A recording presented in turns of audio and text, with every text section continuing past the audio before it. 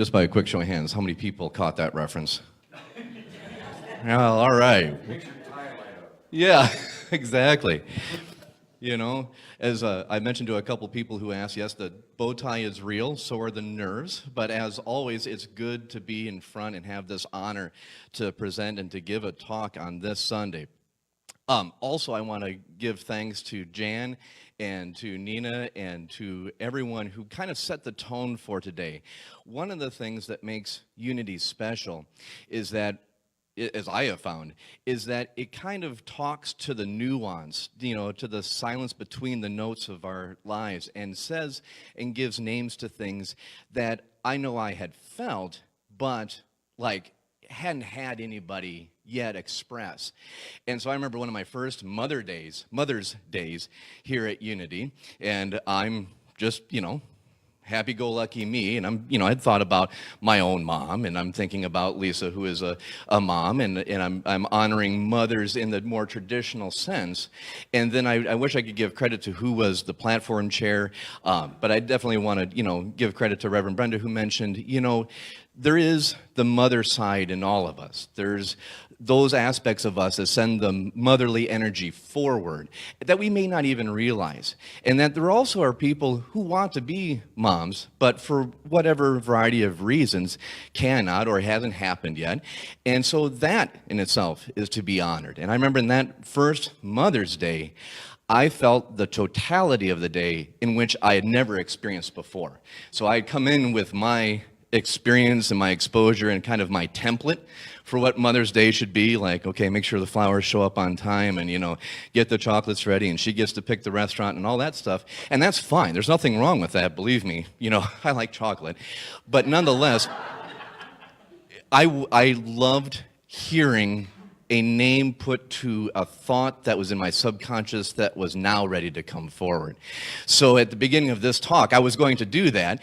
Not that I had any distrust in my, fellow worshipers here at Unity, but you guys did a good job setting the stage already. This slide is taken care of for me. The other thing I want to call out is what Josh talked to me right before. He goes, I love your title, the mother of all talks. And I have to tell you, when I was asked by Laura to speak, it was one of those moments where I heard the words, but it hadn't yet sunk in. I'm like, but I'm a dad. Like, really? Like, we'd love to have you talk on Mother's Day. Oh no, this is real. She's not stuttering. This is happening. This is okay.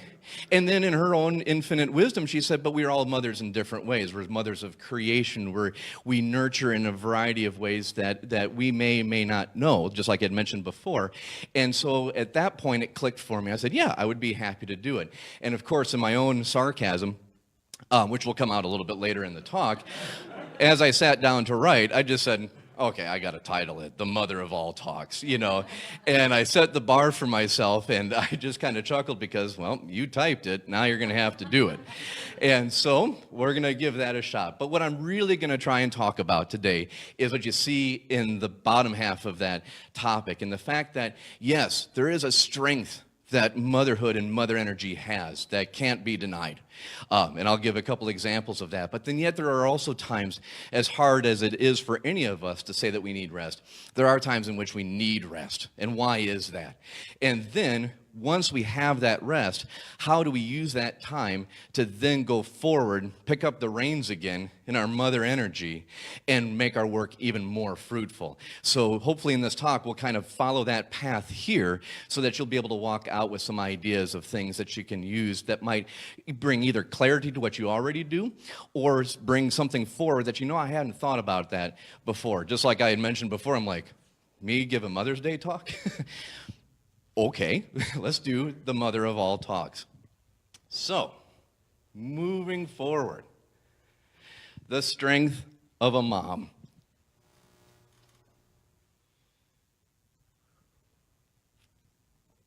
There we go, let's land that. Okay. So, I could talk for hours on the strength of my own mom and what it must have been like to raise me and my sister. And she knows up there that she put forth great work. But when I was a kid, I didn't understand all of that. But now, being able to see my own wife go forward and be a mom. Now I get it at a better level, not like the correct level, but a better level. So let me tell you kind of a quick story on the strength of a mom. So as I mentioned before, I have a kind of a weird, sarcastic nature. When I'm exhausted or things are looking a little bit bleak, my sarcasm kind of takes a little bit of a dark twinkle. And so you factor in that my wife and I are parents to twins, and they, through a variety of events, had to be born early, and we had spent some time in the NICU, and now we're home, and we've got all, especially for my son, we have all of the tubes and the monitors and the medications and all of that, and then just down the hall, we have his twin sister, who's an infant, who has all of those needs as well. And so we are just 3 sheets to the wind exhausted. Like, we could have instantly just laid our heads down and fallen asleep right there wherever it happened to have been. And I remember one night I am parenting her right with her. You know, she's changing a diaper, I'm changing a diaper, we're getting food ready, now we're heading up to bed. And she's going to take care of a couple things in the kitchen. And she said to me, she just said, just go and just make sure that, and I think it was something along the lines of like, you know, having their teeth brushed, you know, just, you know, you take the little kind of gummy thing on your finger and you rub it over their gums, and that's, you know, teeth brushing for an infant. It's a 2-second process. And she's like, if you can just do that, then I'll come in and then we'll sing our song, and you'll take Ethan, I'll take Allie, we'll lay him down, and we'll just call it good for like this Tuesday. And I said, sure, no problem. So I take the twins upstairs and I do my thing. And I brush their teeth, and I see her come up, and I know that she is wearing exhaustion. And I know I should be, like, compassionate and keep my mouth shut. Well, I am compassionate, but I can't keep my mouth shut. And so we bring them in, and we're getting ready, and she's like, okay, all right. And she's not facing me. She has the twins, so her back is to me. And she says, okay, did you brush their teeth? And at this time, we're new parents. We're ignorant beyond belief. We feel like if we skip one of those steps, we've instantly, like, now set them up for failure in life. We're like, we take it so seriously. We've got to make sure it's got to be this way, and we have to keep to a routine. Otherwise, everything's going to fall apart. And so she asked me, and I know where she's asking me from, you know, that space. And she said, did you brush their teeth? And here's where the dark twinkle comes, and I'm not proud of it. But I said, oh, shoot, you wanted me to do that, didn't you? I had, okay? But I just saw her shoulders just wilt. And I realized that one comment, however dark and funny I might have thought of it, just withered her. And I wish she would have seen this, and I definitely wish my kids were old enough to see it. But then I saw the strength of a mom, and I just saw it from just the shoulders. And there was no noise. It was just this immense growing.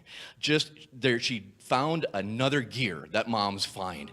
And she rose up. And I mean, I obviously know there's a lot of Marvel movies out there, so people are going to say, well, she hulked up. And I'm like, okay. But even the Hulk would not want to mess with this type of strength. And so she just grows. And I see the back spread, the muscles come alive, and she says, okay, we'll do it. I'm like, and my eyes are big. What became a very dumb joke became a very big realization, like, oh, okay, we don't quit.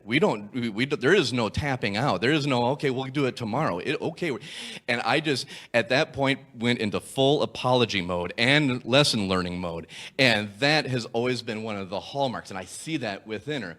Then the other thing, I'm a completionist. I like to kind of set goals for myself and like to kind of make sure I kind of do the circuit, whatever it is. So when I was rehabbing an injury in high school, I turned to running. It was a leg injury, and I wasn't much of a runner. I mean, I ran, but I was usually being either chased or I'm, chasing after a ball or something. There was a purpose. Otherwise I owned a car. It was fine. And so I turned to running, and I got into it, and I'm like, what are all the distances that the USA Track and Field Association sanctions? Like, what are the races out there? And so I started to run those races, and it became that circuit, became that goal for me. And I said, okay, I'm going to run every race that the USA Track and Field sanctions. So I ran 1 mile, 2 mile, 3K, 5K, 8K, 12K, half marathon, marathon, triathlon, duathlon. Did it. Checked it off. And I fell deeply in love with endurance sports, and I thought that I'm not going to quit. I know how to pace myself and all of that. So then the second thing is when we have the kids home, I didn't want Lisa to ever say, get off the couch and come help me. What my kind of vision is I wanted her to say, why are you digging, a sprinkler system in our front yard? I need you in here to help me with dinner. I just wanted to keep moving. If she was up, I wanted to be up. And if she was moving, I was moving. And I was just, of course, I may not have picked the right tasks, maybe that wasn't, the right time to call the insurance company when, she needed help with dinner. But I was up and I was moving and I was doing something. And I was like, okay, I can try and keep up with her. No, I couldn't. So I remember the time, I don't know if she does, but I remember the time in which I lost. I made it 2 weeks. 2 weeks. The kids are 10. She's got years on me. I made it 2 weeks. All I had to do one night was plug in my son's oximeter and just test it and make sure, that it's beeping and it's reading correctly. And we had it outside of his room, and we just had it on the floor, which was, mistake number one for me. So it's on the floor, and all I had to do is just get on my stomach and just set the machine, and then he's asleep, and we're all can sleep, and all that's good. And I set the machine, and what did I do? Put my head down, and I am out in the hallway. I am down. I am unconscious. What happens? Allie cries. She's an infant. She needs something. And what happens? Strength of a mom. Mom comes over, steps over me, and is like, I've got this. And she does it, and I am out. So when we talk about the motherly strength, I think we need to have some context, some kind of pictures in our heads of what that could look like. And I know that each of you have those experiences as well. And that is good. That's something to honor. There's nothing wrong with that. However, there does come a point in which we do need to rest. We do need to refuel. And that's where we get into the next portion here. Because if we don't obviously recharge in a variety of ways that are healthy to ourselves, then nothing's going to get done. We can't summon that strength, motherly or otherwise, to do anything that we want to do. And that's where I come back to this quote here that hit me basically like a dump truck, from Thomas Merton, that Trappist monk and spiritual powerhouse that was able to kind of see the rat race we were all living, but being able, like I mentioned before, at Unity, and in his own way, call out and give a name to something that we felt but may not have been able to quite define. So I'm going to give you a second here just to skim that quote. I'm going to read it to you, but I want you to have a chance here to be able to see.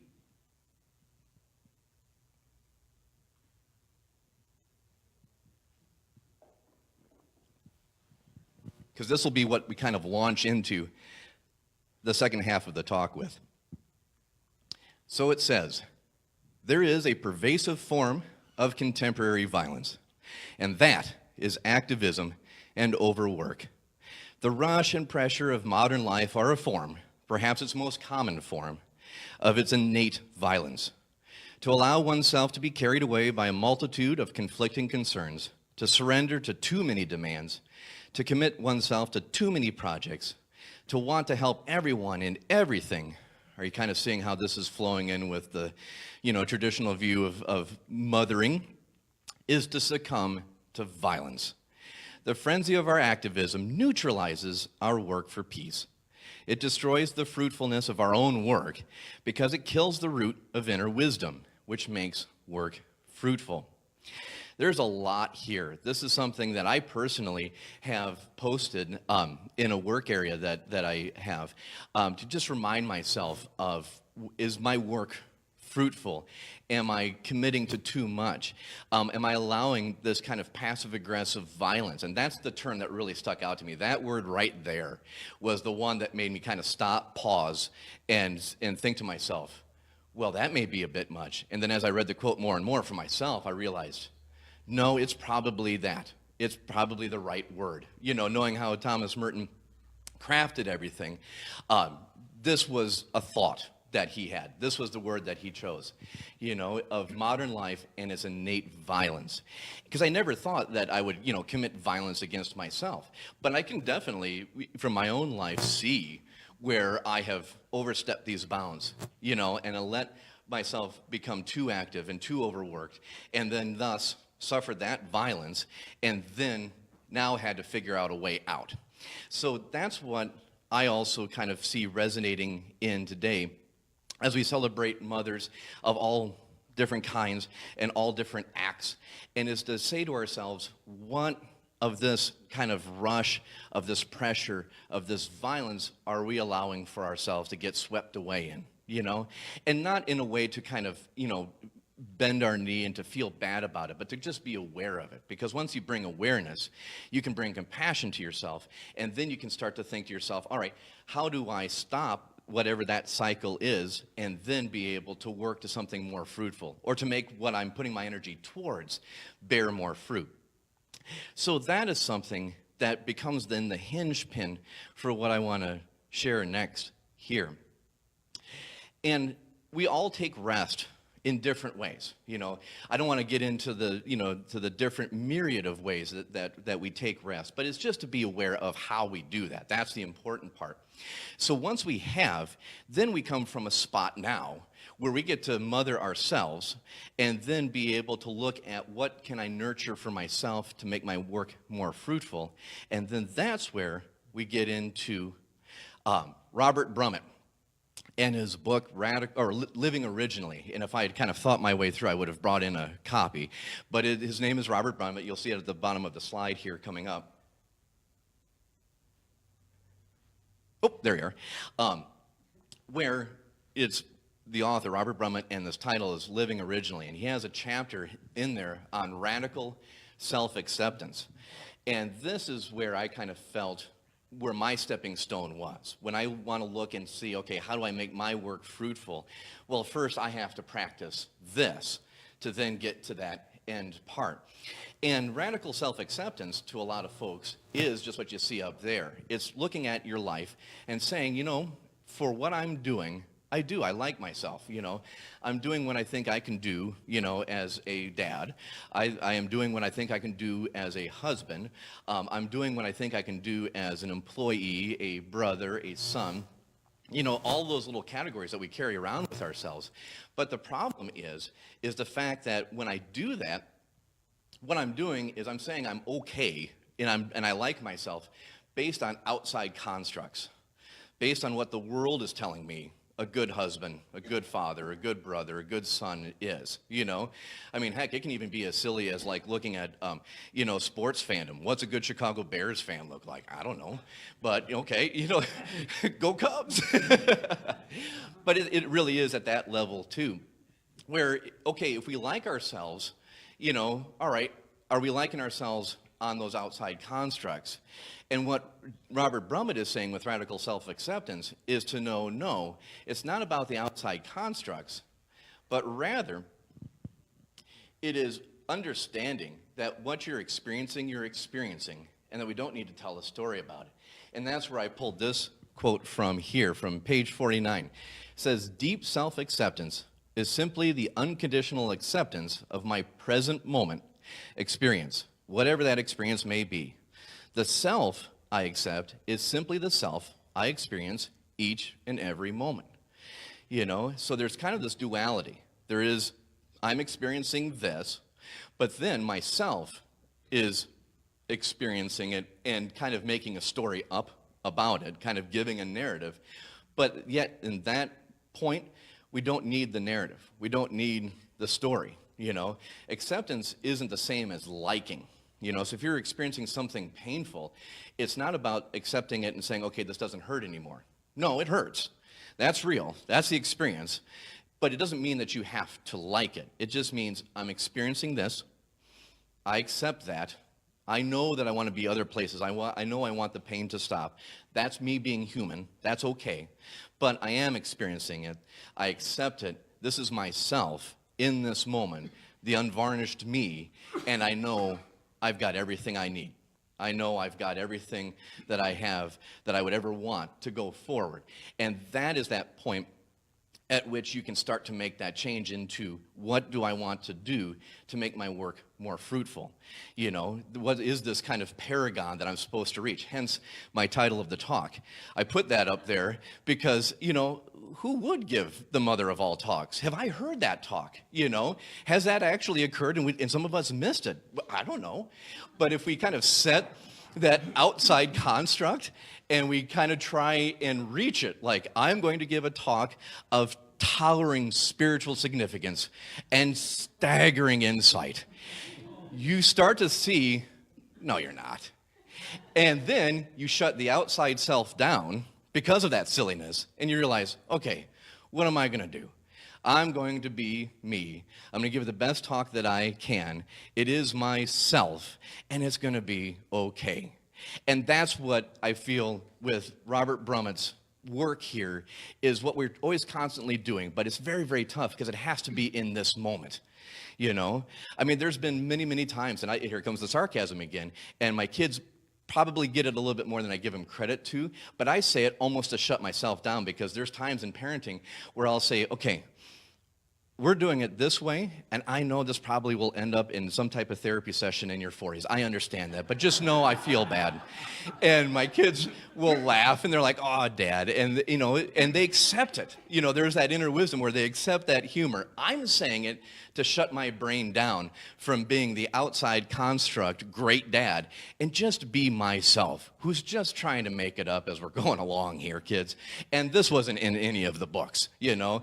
That's really it. But you can transfer that to any aspect of your life. You know, you can say, all right, I want to give the mother of all talks, but really I just want to do right. And where's that self in that? So deep self-acceptance is that shutting down of the outside constructs and saying, I'm not playing to that music. Where's my inner rhythm? And what can I do from that point forward? So that's where I want to kind of set the stage for the last portion here, kind of two mindsets that I have used. One I learned here at Unity, the other I learned earlier on, being a kid who traveled from state to state because my dad was a traveling salesman. But the first one is tabula rasa. Quick show of hands, how many people know that Latin phrase? Tabula rasa. It means, Blank slate. Yep, clean slate, blank slate. It means that at any moment, and it can be from second to second, that you have a chance to do over. You have a chance to start anew. And for myself, growing up in various states, I had that gift. I looked at it as a gift where I could start anew. No one knew me. I was the new kid in school. And I could start with a clean slate. Then the second thing that I learned here was a quote from Rumi that I love that fits with this, and that is, sell your cleverness for bewilderment. Feel free to say that to yourself a couple times. Sell your cleverness for bewilderment. Let's go with the premise that we don't know it all. And that whatever we feel we're clever on, that's going to be a rug that's going to be yanked out first, because I also believe the universe has a sense of humor and a little bit of a dark twinkle from time to time. And let's just be in bewilderment. Let's just kind of figure out, what would my own true self be? What would be my true mother nature? What is my fruitful work? And what would be the mother of all talks that I can give myself? So for myself, to give kind of a pattern to it, I want to end with the flywheel. The flywheel is a machine that stores rotational energy when the energy coming into it is intermittent. You see it a lot of times in a variety of engines. But what it is, it's a device that once you put energy into it, once you get it to spin, and it takes a lot of effort to get spinning, but once you get it to spin, it's very, very tough to stop. And that's a metaphor that I've linked myself. I got this from Tim Ferriss in an interview that he did with Jim Collins, who is a researcher that uses businesses as kind of his, lab rats, guinea pigs for figuring out how best to, optimize human endeavor. But for me, on a much simpler level, if we can create something within ourselves that has momentum, that is very difficult to stop, then even on our bad days, and even on our days in which we feel like we're off in some way, shape, or form, or we're just not on our game, to use another sports metaphor, our energy, our momentum can carry us forward, whether that's a routine, a pattern, or just the faith that we have that everything is as it should be. So for me, what I tend to look at is creativity. How am I best creative? And the steps for developing a flywheel is this. First, you want to list, what you're trying to, kind of get better at. For me, it's creativity. So when have I been creative? When have the successes been? What are those times in which it hasn't been successful? I tried and it just wasn't working. And then compare. What were the variables that were there when I was feeling successful? And okay, how can I maximize that? And then when things weren't going so well, okay, what were those variables that made me feel that way. Not that it has to be true. It's just, okay, what do I quantify as a success? What do I kind of quantify as a failure? And then how do I compare those? Then what you want to do is start sketching out the flywheel in a circle. You know, you want to kind of stay within about 4 to 6 components because, you know, being able to kind of get good at a pattern means you don't have 57 steps. But 4 to 6 can really work well in being able to say, okay, at any point, if I do one of these 4 to 6 steps in any order, I just start here and I go to the next one and the next one and the next one, I'm going to start building some energy that'll be very tough to slow down, and things will become more fruitful. And last but not least, is to simply test and refine that. You know, what are the parts that you felt you needed but didn't really work out? That's fine. You know, that's what testing and refining is. Maybe you had 6 parts and now you realize, okay, I'm good with 5. It works for me at 5. So to give you an example, as we close here, and I said before, you know, I've worked with my own internal flywheel for creativity. I've known that I need rest. I mean, literal sleep. You know, yeah, I passed out on the hallway floor, you know, when the kids were infants. I own that. That happened. But I do know that I need sleep. I need a certain amount. And so that there is one of the steps. I also need to have access to nature, whether that's via a window or being outside, but just being out in nature at all times, you know, preferably as much each day as I possibly can, is definitely something that helps me with my creativity. Knowledge of audience, knowing who I'm going to be speaking to or working with or what I'm creating for is vital. And I know that I don't work in a continuous stream. I work in bursts, and that's okay. So when Laura asked me to speak today, I started work right then and there, and I worked in short bursts. And I just knew that it would all be okay because I could just do the flywheel. So on that circle, it would be rest, nature, knowledge of audience, bursts, and then we'd start right back with rest. But the beautiful thing about a flywheel is that you can do whatever those steps are at any point. So if I had a great idea that I wanted to use, and the Rumi quote was one of them, you know, it actually just happened as I was in high V. And so just on my phone, I just went, okay. And I just remembered the quote, and I wrote a quick note to myself, use that. Great, that was a burst. Check, done, I'm there. Don't worry about the order of the wheel. I just started with that burst, then went home, I rested, you know, got up the next morning and went for a run. That was my connection to nature, and I just had this momentum. As we were getting closer to today, May 12th, Mother's Day, it's all okay. But the energy of the flywheel was there, just carrying me along, and I was working, you know, in giving energy to that flywheel in little bits. It was intermittent, and that's okay. Flywheels take it, store it, and just give out the energy continuously. And that itself can be a whole other expansive look at saying, okay, how does God become the flywheel for us? How is our intermittent energy given to the greater good? How does that come back here? So from a dad who's trying, who's already told his kids that yes, if there's therapy in your future because of something I did, I own that. From somebody who has attempted to give the mother of all talks, who himself has tried to look at everything as a clean slate, to give my cleverness of titling talks to the bewilderment and joy of being able to give that talk and to know that it's for all of you. I give my heartfelt gratitude. And in this time, I ask us all to come to a centering moment of peace as our children get set up. Take 3 deep breaths.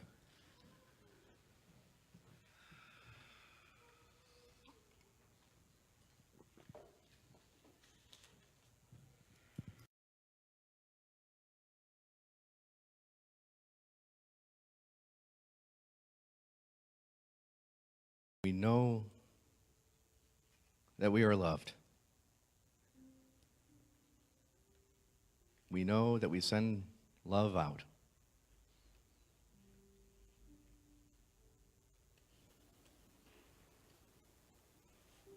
we harness our mother nature,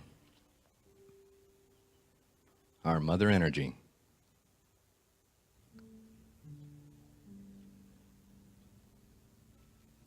Going forth, knowing that I am.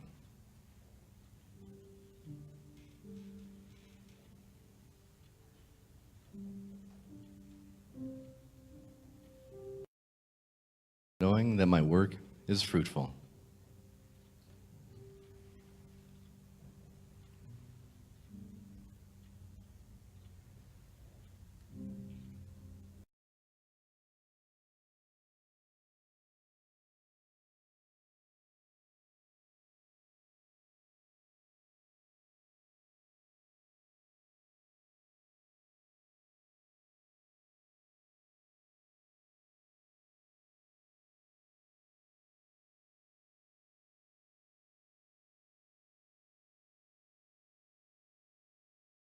And with grateful hearts, we know God is good.